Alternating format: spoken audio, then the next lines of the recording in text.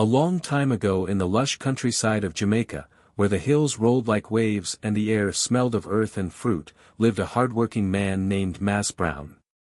He owned a large farm where he grew plantains, bananas, yams, and more.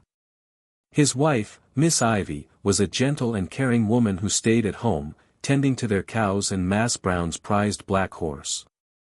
Life was peaceful until one morning, Mas Brown noticed something strange. Some of his ripe plantains were missing. He asked Miss Ivy if she had seen anyone around, but she hadn't. "Miss Ivy, have you seen my plantains?" "No, Brown, I haven't seen your plantains." The next day, more were gone. Then again, and again. Someone was stealing from his farm. Mas Brown was determined to catch the thief. He remembered an old maroon bush trap, once used by his ancestors to capture enemies. Carefully, he set it up near his plantain trees and waited. That very night, he heard a rustling, then a loud thud. The trap had worked. Rushing over with a lantern, Mas Brown saw a thin, desperate man tangled in the vines. It was Mr. Joe, a neighbor from the next village. "Why are you stealing from me?" Mas Brown demanded, his voice thick with anger. "And why keep coming back?" Tears filled Mr. Joe's eyes as he explained, "Mas Brown, I lost my son just a month after he was born. My wife, she took it hard. The sickness came upon her, and all my money went to her medicine. I searched for work, but no luck. I had no choice but to steal, just to feed her." Mas Brown's anger softened. He knew hardship too, and his heart ached for Mr. Joe. After a long silence, he said, "Stealing is wrong, but I see your pain. From tomorrow, you will work for me, tending the farm, watching the animals. No more stealing. You'll earn honest pay to care for your wife." Mr. Joe wept with gratitude. From that day on, he worked diligently, and Mas Brown never lost another plantain. The two men became good friends, and Miss Ivy even brought meals for Mr. Joe's ailing wife. The farm thrived, and so did their hearts.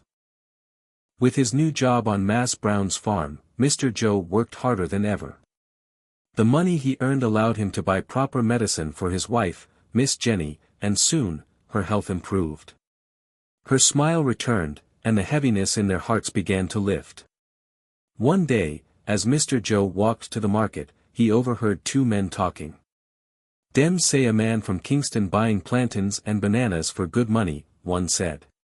"Him pay double if the crop sweet and fresh." Mr. Joe's eyes widened. He hurried back to Mas Brown and told him the news.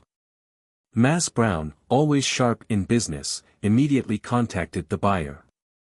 After inspecting the farm, the man was impressed and offered a long-term contract. Mas Brown's profits doubled, and he clapped Mr. Joe on the back. "This all because of you, Joe. You a real blessing to this farm." Years passed. Mr. Joe and Miss Jenny welcomed a healthy baby boy, who grew into a strong, handsome young man who loved farming just as much as his father. The farm flourished, and even Mas Brown's prized black horse, though old, remained a loyal companion, until one quiet morning when it passed peacefully in its sleep. Time moved on, as it always does. Mas Brown and Miss Ivy grew old, their hair silver like the moon, their hands wrinkled but still strong.